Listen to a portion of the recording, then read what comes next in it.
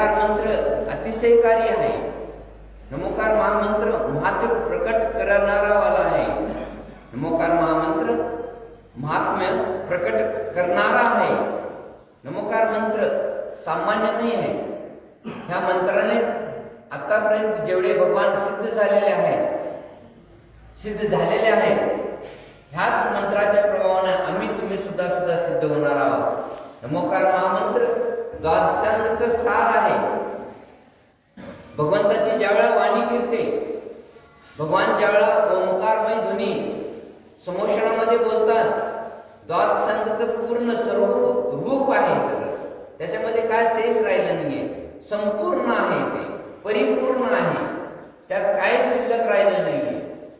म्हणून नमोकार महामंत्र हे सामान्य मंत्र नाही आहे. तुमच्या समोर एक मी घटना ठेवणार आहे, तुमच्या समोर एक गोष्ट ठेवणार आहे.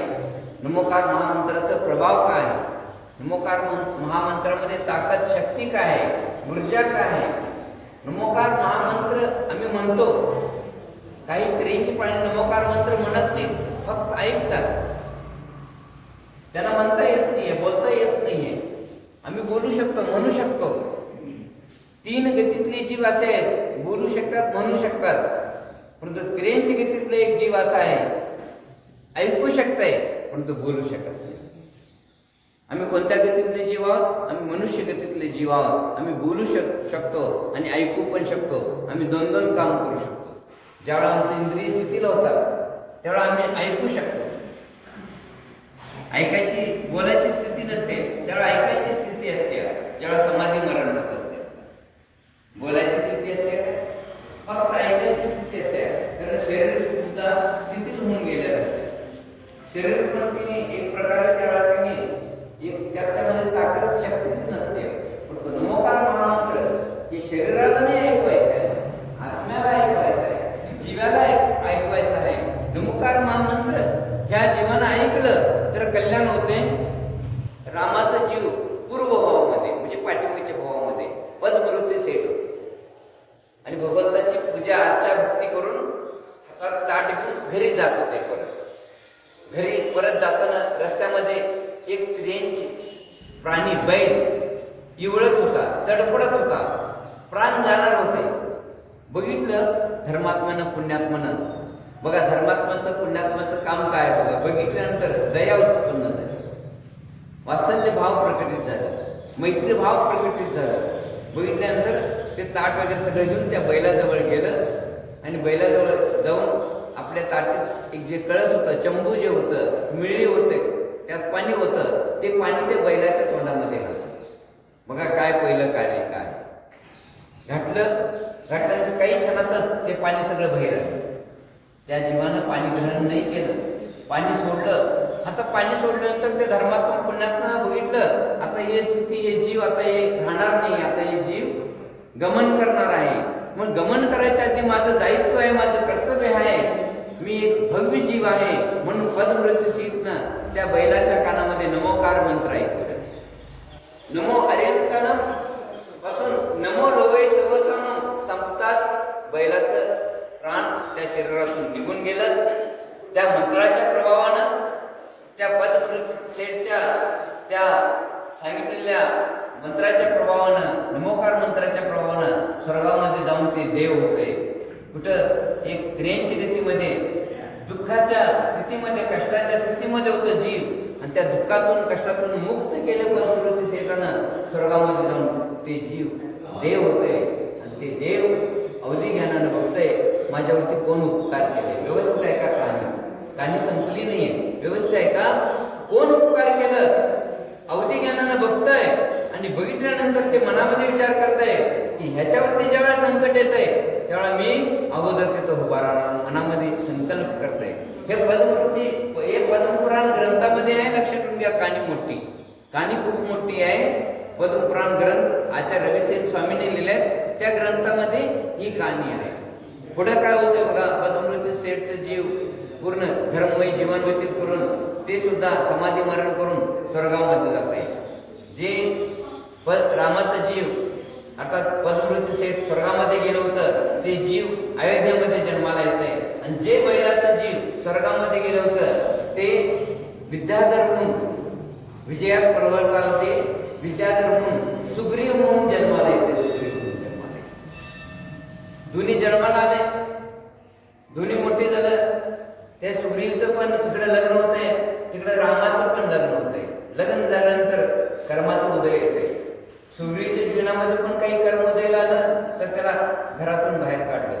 तिकडे रामाचं पण कर्म उदयला आलं. कर्म सर्वांचं उदयला येतं, लक्षात घ्या. रामाचं कर्म उदयला आलं, रामला वनवास भेटला, 14 वर्षाचं वनवासामध्ये आला, सीताला घेऊन आला.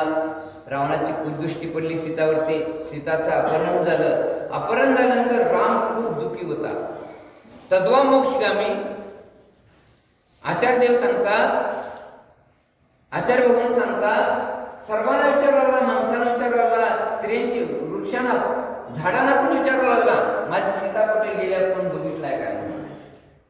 छायक समेत दृष्टी आणि त्याच भावातून मोक्षात जाणारा सर्वांना विचारायला लागलाय, विलाप करत आहे, दुःखी आहे, रडत आहे, माझी सीता कुठे गेली. कारण का मी अशा एका वडिलाला वचन दिलेलं आहे की मी त्याला सांभाळणार, बघणार, परंतु त्याच्या जवळ नाही आहे म्हणून तो दुःखी आहे. सीताच्या वडिलाला वचन दिलेलं आहे तो रामानं की मी सीताला बघणार म्हणून. मग पुढे काय होते बघा, त्यावेळेला सगळ्यात अगोदर त्या दुःखाला, त्या संकटाला सामोरं जाण्यासाठी, रामाला मदत करण्यासाठी हनुमानने आला. सगळ्यात अगोदर सुग्रीव आला, लक्षात ठेवून घ्या त्या जंगलामध्ये. आणि सुग्रीव आल्यानंतर तो म्हणतो, सुग्रीव की सांगा मला सांगा सगळ्यात अगोदर, मला द्या, मला तुमचं काय पण आदेश आहे मला अगोदर द्या, मी सगळं तुम्हाला सांगतो. मग राम सगळे आपली पूर्ण हकीकत सांगतोय. सांगितल्यानंतर सुग्रीवला कळतंय की हे आणि कोणाचं कारस्थान नाहीये, रावणाचंच कारस्थान आहे. कोण ओळखतोय तू जाणार कोण म्हणून त्यावेळेला सुग्रीव म्हणतोय, आधी हनुमंताला बोलवून घ्या. कोणाला बोलवून घ्या? हनुमंताला बोलवून घ्या. बघा त्या दुःखाच्या वेळेला, कष्टाच्या वेळेला सगळ्यात अगोदर साथ देण्यासाठी आला तर सुग्रीव आलाय. ग्रंथ कहते, सांगताय, शास्त्र सांगताय आपल्याला. मग त्यावेळेला हनुमंताला बोलून घेऊन आलं. मग हनुमंतानं पुढचं काय काय प्रोसिजर केलं तुम्हाला सर्वांना टीव्ही वरती माहिती आहे. तुम्हाला मला एवढंच सांगायचं आहे, सगळ्यात अगोदर येऊन मदत केला तर सुग्रीवनं, मग काय त्या पद्मवृत्ती सेठनं नमोकार मंत्र त्या भावानं ऐकवलं होतं की मला येऊन मदत करू दे, की हा येऊन मला काहीतरी देऊ दे, म्हणून ह्या भावनेनं नमोकार मंत्र त्याच्या कानामध्ये ऐकलं होता. नाही, नमोकार मंत्र ह्या भावनेनं ऐकलं होतं, ह्या जीवाला मोक्ष मिळून दे, ह्या जीवाचं कल्याण होऊ दे म्हणून नमोकार मंत्र ऐकवलं होता. नमोकार मंत्राच्या प्रमाणे ते जीव सुग्रीव झालं आणि सुग्रीवनं पूर्ण सैन्य रामाला दिला. युद्ध झालं, युद्धामध्ये विजय झालं रामाचं. मला तुम्हाला सांगायचं एवढंच आहे, हे नमोकार मंत्र सामान्य नाही आहे. नमोकार मंत्र हे आत्म्याहून परमात्मा करतो. नमोकार मंत्र हे दिव्य शक्ती आहे, याला आम्हाला प्राप्त व्हायचं आहे म्हणून नमोकार मंत्र बोलणारा सुद्धा मोक्षाला गेला आणि नमोकार मंत्र ऐकणारा सुद्धा मोक्षाला गेला. हे आहे जैन धर्म, हे आहे जैन दर्शन. त्या दर्शनामध्ये नमोकार मंत्र ऐकलं तरी सुद्धा मोक्ष मिळतंय आणि नमोकार मंत्र बोललं तरी मोक्ष मिळतंय. म्हणून नमोकार महामंत्राची अगम्य महिमा ग्रंथामध्ये, शास्त्रामध्ये सांगितल्यात. असे एक उदाहरण नाही आहे, अनेक उदाहरण आहेत. पोपटाला सुद्धा नमोकार मंत्र ऐकवलं, म्हशीला, भैसाला पण नमोकार मंत्र ऐकवलं. माकड जे शिखरजीमध्ये 2 माकडं भांडत होती त्यांना सुद्धा नमोकार मंत्र ऐकवलं चारणवृत्ती मुनी महाराजांनी, ते स्वर्गामध्ये जाऊन देव झाले. तसंच बैल जे आता तुम्हाला उदाहरण दिलं, तसंच नाग नागिन जे पार्श्वनाथ भगवंतांनी नमोकार मंत्र ऐकवलं ते स्वर्गामध्ये जाऊन देव झाले. मग तुम्हाला एवढंच सांगायचं आहे, बोलायचं आहे, असे अनेक कुत्र्यांना नमोकार मंत्र ऐकवलं जीवेंद्र स्वामीने. जे चारुदत्तनं बकऱ्याला नमोकार मंत्र ऐकवलं. बघा, त्रेंच्यांचं कल्याण होऊ शकतंय. त्रेंच पण जे बोलत नाही त्यांचं उद्धार होऊ शकतंय. आम्ही बोलतो, आमचं का होऊ शकत नाही? आम्ही दुसरा नमोकार मंत्र बोलण्यासाठी प्रेरणा देतो, आमचं का कल्याण होऊ शकत नाहीये? म्हणून नमोकार महामंत्राला सामान्य समजू नका. नमोकार मंत्र एकदा बोला, नमोकार मंत्र 3 वेळा बोला, नमोकार मंत्र 9 वेळा बोला, नमोकार मंत्र 27 वेळा बोला, नमोकार मंत्रची 1 माळा करा. जेवढं होतंय तेवढं करा, जो करतो तो तरुण जातो. म्हणून जेवढं होतंय तेवढं करा.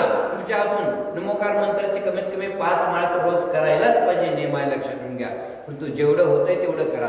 नमोकार महामंत्र ही जे तुम्ही बोलला, मंदिरामध्ये बोलला, धार्मिक कार्यामध्ये बोलला, घरामध्ये बोलला, तर सुख शांतीची अनुभूती होते. म्हणून जेवढे सुद्धा साधू संत आहेत, महात्मा आहेत, जे गुरु महाराज आहेत, ते सुद्धा नमोकार मंत्रच बोलतात. सामायिकमध्ये नमोकार मंत्राचं ध्यान करतात. नमोकार मंत्राचं सगळं ध्यान अध्ययन करत असतात.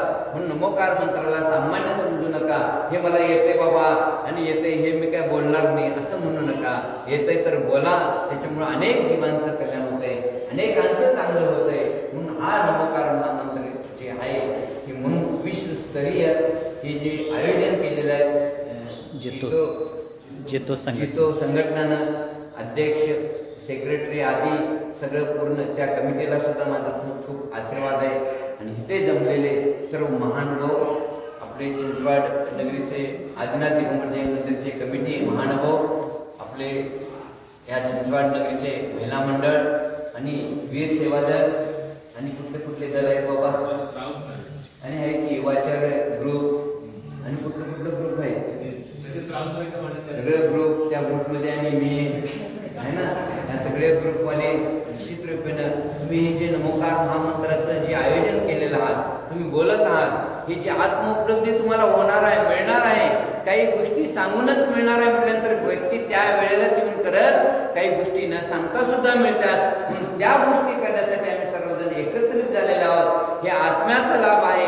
परमात्मा होण्यासाठी आम्ही आत्मतीर्थ साधत आहोत. आम्ही आमचं मोक्ष मार्ग प्रशस्त करत आहोत. आमच्या जीवनामध्ये सुख शांती मिळू दे म्हणून आम्ही सर्वजण एकत्रित झालेलो आहोत. म्हणून अरे चौगले, विपुल भैया, आपले दीपक मगदूम आदी सगळे मान्यवर, सगळे प्रतिष्ठित व्यक्ती, तुम्ही सर्वजण, आपले पंडित वर्ग, तुम्ही सर्वजण महानुभाव जेवढे सुद्धा सगळेजण बसले आहेत, तुम्हाला हे जे नमोकार महामंत्र जे बोलत आहात हे आत्मोपलब्धी आहे. आणि असं सतत बोलत जावा. हेच तुम्हाला सर्वांना माझा मंगलमय आशीर्वाद. ओम नमः. जय बोलो आदिनाथ भगवान की.